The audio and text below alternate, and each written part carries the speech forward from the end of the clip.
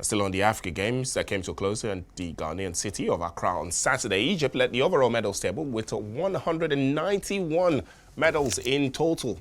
Nigeria followed in second place with 121 medals, while South Africa settled for third spot with 106 points. So a quick look at the top 10 teams at the Africa Games. Algeria, Tunisia, Ghana, Morocco, Ethiopia, Mauritius and Kenya all leading the charge on the African continent. Well, Afrosport producer Tayo Ogunseye was in Ghana as we review the action from the Africa Games. It's great to have you, Tayo. Thank you, Tolu. It's been a very crazy year from the AFCON straight to the Africa Games, probably to the Olympics at some points in the year. So you were at the AFCON. Obviously, it's a huge football tournament. The Africa Games is supposed to be like the Olympics for the African continent. The African Olympics. Did it look like the African Olympics to you? Well, I have to be fair here. It didn't actually look like that because once you get into Accra, what you are supposed to see as what was obtainable like in a major championship is you see banners and flyers everywhere. But that wasn't in the city. But when you ask the people, what's going on in the African Games, they kind of understand that there is a tournament championship going on, as big as the African Games. So in terms of publicity, they didn't do well. But in terms of participation, yes, the top athletes, the top participants, they all came in because they know that it's Ghana, it's Accra. All right, to the action itself, you were very close to the Nigerian contingent to these games. Who are the athletes that you felt stood out for you, and were there a few disappointments, especially on the Nigerian side for you? Well, number one, you have to look at Oluwatobi Amusan. That was never in question. Yeah, for some people will ask that you're a world champion, you've qualified for the Olympics, so why are you coming around to do the African Games? And this will be the third time she will be defending her gold title in the 100 meters. So she is definitely the poster girl if you want to look at what is obtainable in Team Nigeria. And for boxing, boxing was able to win 8 gold medals. And one thing about this African Games concerning Nigeria is that we have younger athletes, new faces. They came around and they won medals. Maybe motivation in terms of we know that you win gold, you get $3,000. You win silver, you get $2,500 and dollars everywhere. But maybe they'll be receiving it in cash because of the CBN policy. Which particular sport were you disappointed? I was particularly surprised with the athletics not because I didn't think that obviously Nigeria is a huge force in athletics on the African continent, but the amount of new faces that came up at these African Games. I'm disappointed with football because last time out in 2019, Nigeria won silver. This time around, they got knocked out in the group stage. And that's the men's team. Men's team. Yes. Ladamboso was like, it wasn't his fault.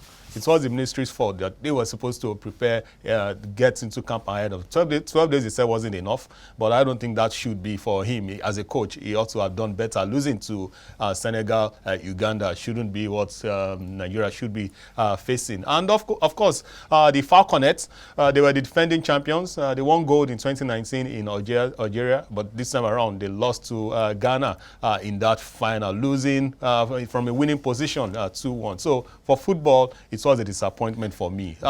We had a new sport. Cricket had its debut, and of course, Scrabble had its own debut. As a demonstration sport, it also featured at the game. So overall, I would say that for Nigeria, it was a good one because we were able to win 47 gold medals, one just above what we got in 2019. So definitely an improvement. As regards the Jollof Wars, like they always call it, Nigeria and Ghana, there's been this simmering rivalry ever since. I think the rivalry has always been there. And then when Ghana, obviously, stopped the Super Eagles from going to the World Cup. Yeah. Did you feel the sense of that rivalry at the Africa Games every time a Nigerian opponent was up against someone from the host country? So let me shock you. Even a policeman on the street, if you want to get on his soft side, just mention Nigeria-Ghana. He loses up. And more like whatever he wants to do, he lets you go. You know, they're always ready to engage you when it comes to Nigeria and Ghana. Whether it's the women's, if you notice the final game between Nigeria and Ghana, which was kind of was a prelude to what happened in the friendly between Nigeria and Ghana. So anytime Nigeria and Ghana comes into play, there is always this discussion that, oh, Ghana will have one over Nigeria. And so, you know, it's from the AFCON, so it's kind of dovetailed into the African Games. So finally, obviously Nigeria didn't win the Africa Games overall. The Egyptians dominated. At what point do you think the fact that we try to spread the medals across the teams, but obviously teams like Egypt obviously dominate in some sports that have a lot of medals. With the way the Africa Games is set up, will we ever go from second, third place to actually winning on the overall medals table? Well, Tolu, the magic Nigeria did in 2003 when we won it was that we had a para sport. But this time around, there was no para sport. So it was just playing the normal sport. For Egypt, you have to give it to them because they keep hosting tournaments and swimming is one of their major strengths. And swimming has a whole lot of medals. And for Nigeria, every time, after every Olympic Games or even the African Games, there's this talk that, oh, we have to focus on swimming and all that. The swimming pool at the National Stadium that was renovated in 2016 under Solomon Dalong, the former minister, it was handed over to a private individual to manage. And at the end of the day, it's more like a relaxation sport.